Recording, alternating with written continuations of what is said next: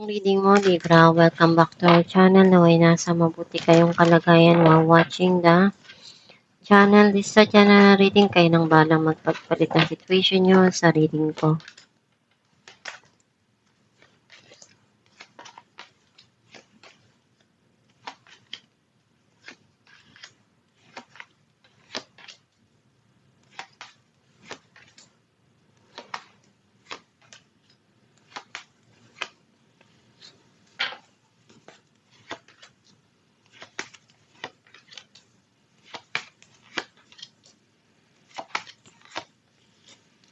At the bottom of the deck, Four of Swords. I feel like ang sense ko na energy mo, nakita ko na gusto mo munang bigyan ng time yung sarili mo para makapag-isip at mag-relax. Some of you, doon yung pagdarasal mo palagi. Ang mensahe ng card mo, andun yung pagmamahal nitong tao na to na gusto niyang ipakita at iparamdam sa'yo.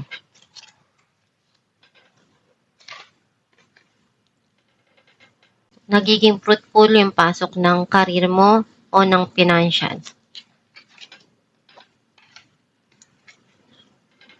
Andun yung obsession and addiction. Some of you feel connected pa rin doon sa mga nangyari sa nakaraan. Meron ditong darating na transformation sa buhay mo. Itong tao na to gusto niyang i-offer yung kaya niyang tulong sa'yo or gagawin mo yung kaya mo na mapalago yung income mo o yung trabaho mo. Andun yung passion mo sa bawat ginagawa mo sa buhay at kung ano yung magagawa mo na paraan para ma-achieve mo yung goal mo, gagawin mo. May desisyon kang kailangan na pag-isipan ng maigi. May mga plano ka pa para sa kinabukasan mo. Meron ditong darating na communication or clarity para sa'yo. Meron kang gustong gawin dito pero hindi mo alam kung paano and you feel stuck dun sa sitwasyon na yun. Andun yung pagmamahalan nitong dalawang tao na to o anong kaya mo pagmamahal na maipadama doon sa mga mahal mo sa buhay, gagawin mo. Meron kang gustong gawin dito, either lumipat ng lugar o may gusto kang puntahan. Clarify natin King of Cups, the Hermit and King of Pentacles. Nagbabalik tanaw ka doon sa mga nangyari sa nakaraan or naiisip mo kung ano yung mga pinagdaanan mo sa nakaraan. Kaya mas nagsusumikap ka dahil ayaw mong maranasan kung ano yung nangyari sa nakaraan. Some of you, doon yung pagmamahal nitong tao na to at kung ano yung kaya niyang maibigay sa'yo, gagawin niya lahat ng paraan na kaya niya. Clarify natin ang King of Pentacles. Nine of Pentacles and Eight of Swords. Itong taon na to nagmi-mirroring siya. And nakikita niya na you're independent person at kaya mong tumayo sa sarili mong paa na hindi mo kailangang umasa sa iba. Clarify natin ang The Devil. Four of Wands and King of Swords.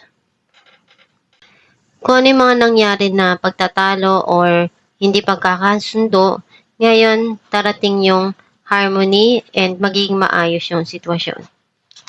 Clarify natin Death. Three of Wands and the Star.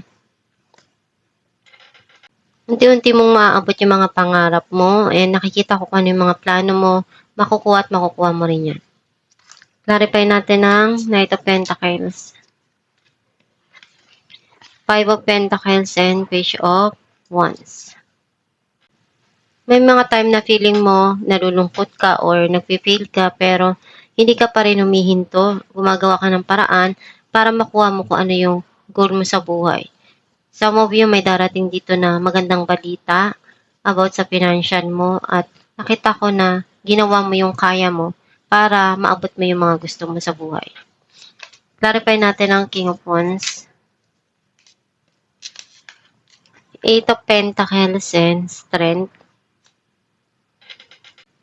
Kung ano yung passion mo, iyon yung nagpapatibay sa'yo at nagpapasaya sa'yo.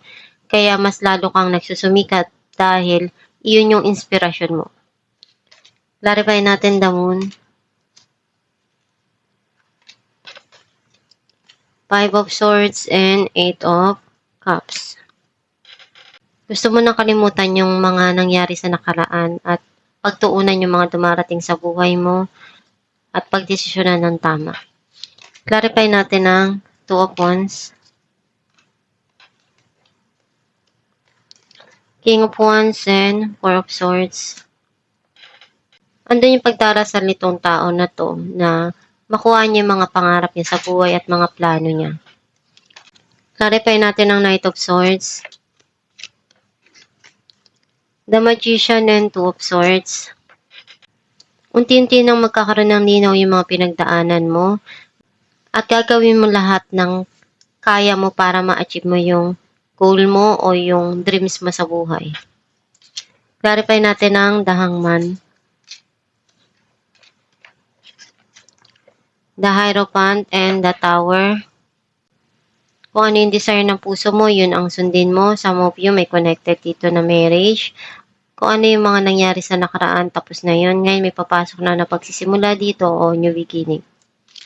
Clarify natin ang The Lovers,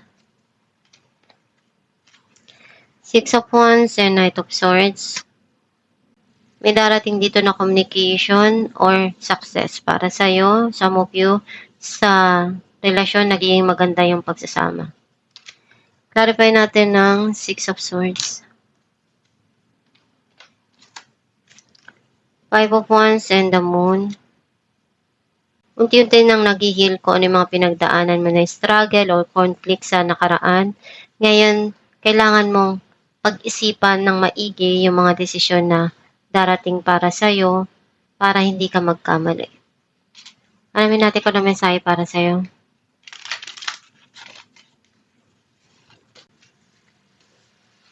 It's good to feel good. Ang mensahe para sa'yo na kung saan ka nagiging masaya, yun yung gawin mo. At palagi ka lang magdasal. Nandiyan ang Diyos Ama para gabayan ka at proteksyonan ka sa mga ginagawa mo sa buhay. At ibigay mo lang palagi kung ano yung kaya mo para ma-achieve mo yung mga goal mo sa buhay.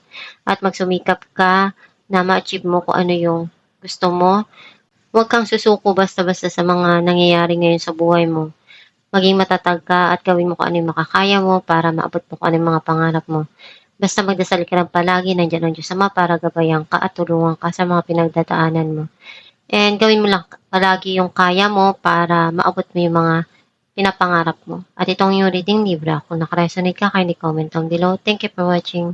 Guys, meron po tayong binibenta na Aram Herbal Oil na makakatulong sa sumasakit na ugat o kumakati na varicose vein sa kamay man o sa paa.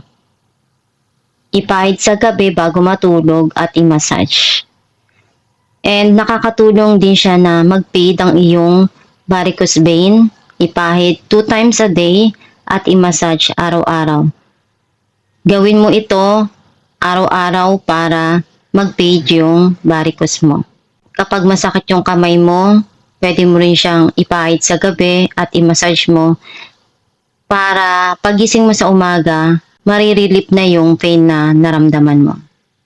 Pwede kayong umorder sa Shopee or sa Facebook. Meron po tayo dong page na Star Shines. I-message nyo lang yon or mag-check out kayo sa Shopee.